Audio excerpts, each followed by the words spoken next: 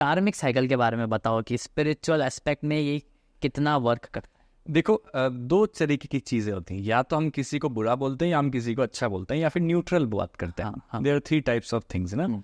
तो ऐसा कहा जाता है अध्यात्म के अंदर कि जिससे पहले आपको लोगों को ब्लेस करने का, आशीर्वाद देने का शक्ति मिलता है या सिद्धि मिलती है, उससे पहले लोगों को कोसने का आपको सिद्धि मिल जाता है। तो इसलिए कहा जाता है किसी के बारे में भी बुरा नहीं बोलना है हमको। हाँ। बिकॉज क्या होता है कि सबसे पहली सिद्धि जो व्यक्ति को मिलती है, the first kind of perfection that we get is वाक सिद्धि, आपकी स्पीच। आप देखेंगे बहुत सी बार कि बहुत से लोग बहुत कुछ बोलते हैं लेकिन उनकी बात कोई सुनता नहीं है। हाँ, है ना, बोलते सब है, मतलब बोलते सब हैं लेकिन उनकी बात को कोई तवज्जो नहीं देगा, या उनकी बात, मैनी पीपल कंप्लेन कि मेरी बात कोई सुनता नहीं है, मेरी बात कोई समझता नहीं है। हाँ। तो ये कहाँ से आ रहा है? बोल तो सभी रहे, वही बात बोल रहे हो आप, वही डायलॉग्स बोल रहे हो, है ना। लेकिन कई लोगों के अंदर ये सिद्धि होती है कि वो जो बात बोलते हैं वो लोगों के अंदर एकदम से बैठ जाती है। तो दिस इज अ परफेक्शन। तो पहला हमको ये समझना पड़ेगा कि हमको किसी को भी कर्स नहीं करना है। क्योंकि क्या होगा, अगर आप किसी को कर्स करते हो या किसी के बारे में बुरी बातें करते हो या गॉसिप करते हो, तो अल्टीमेटली आपके वर्ड्स की वैल्यू या आपके वर्ड्स का जो पावर है वो खत्म हो जाएगा। अच्छा। हाँ, your words will start losing power. आपको मजा तो बहुत आएगा लोगों के बारे में बुराई करने में और गॉसिप करने में, लेकिन आपके शब्दों की जो वैल्यू है, आपके शब्दों का जो, अभी हम बात करते हैं वाइब्रेशन, एनर्जी, वो एनर्जी खत्म हो जाएगी। They will lose their importance over a period of time. फिर आपकी बात कोई नहीं सुनेगा।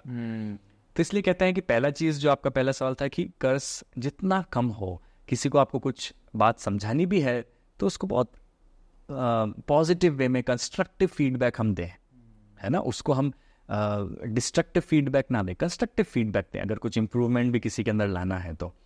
सेकंड चीज, हम आशीर्वाद देते हैं तो definitely it carries a weight, वो उनको लगता है।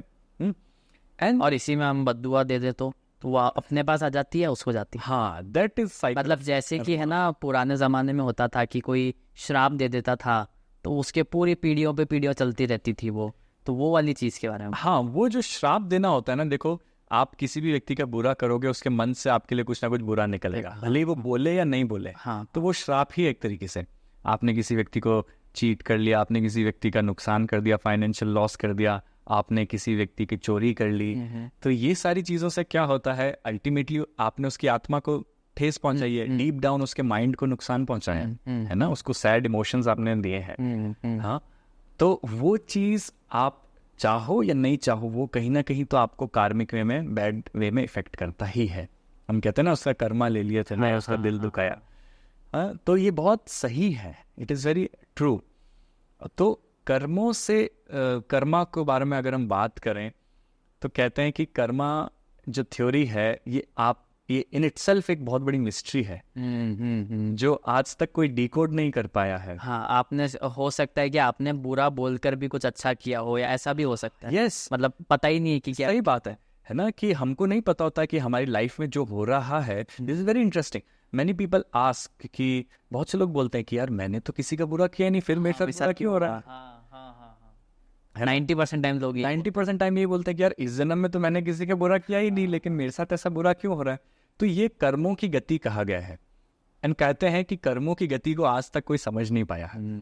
इसको इस तरीके से आप समझना कि जैसे मान लो आप अगर कोई आम का पेड़ लगाते हो तो उसको उगने में कितना टाइम लगता है, प्रॉपर आम देने में? It takes around 10 years। इतना समय लग जाता है उसको प्रॉपर फ्रूट बेयर करने में। लेकिन अगर यहीं आप कोई दूसरा पेड़ लगा लीजिए किसी दूसरी प्रजाति का, तो वो फट फट ग्रो कर जाएगा। तो कहने का अर्थ क्या है कि कुछ कर्म जो होते हैं हमारे, वो इस जन्म के होते हैं जो हमको इसी जन्म में भोगने पड़ते हैं या फ्यूचर में भोगने पड़ते हैं। और कुछ चीज़ें जो अभी हम भोग रहे हैं या हम फेस कर रहे हैं कुछ चैलेंजेस अपनी लाइफ में, वो हो सकता है कुछ पुराने हमारे कर्म रहे हों, पास्ट लाइफ के रहे हों, है ना। तो karmas are of 3 kinds you can say. Okay. जैसे कि कुछ होते हैं नेगेटिव कर्मास। आपने किसी का बुरा किया, हाँ, तो वापस वो रिटर्न आपको बुरा फेस करना पड़ेगा। वो होता था ना कि आपने मतलब दीवार को मारा था, आप भी वापस जाके दीवार से सही बात है, कहीं ना कहीं आपको वो मिलेगा। हाँ। और इंस्टेंटली मिल जाए तो अच्छा है, नहीं तो फिर इंटरेस्ट के साथ मिलता है फिर बाद में। तो ये होते हैं कुछ नेगेटिव कर्मा जो हमारी लाइफ में नेगेटिव फ्रूट्स को लेके आते हैं। ओके, है ना।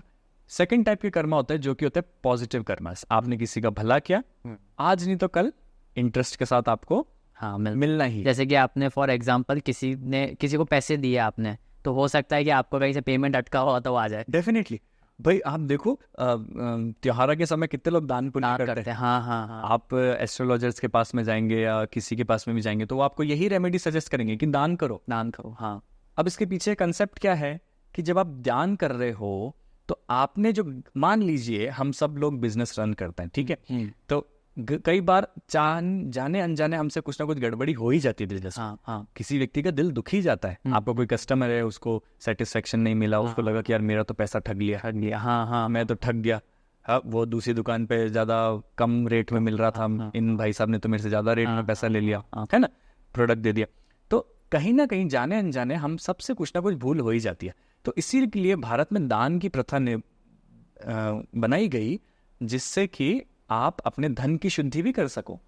दान करने से आपका जो धन है, अर्जित धन है, एक्वायर्ड वेल्थ, उसको आप शुद्ध करते हैं।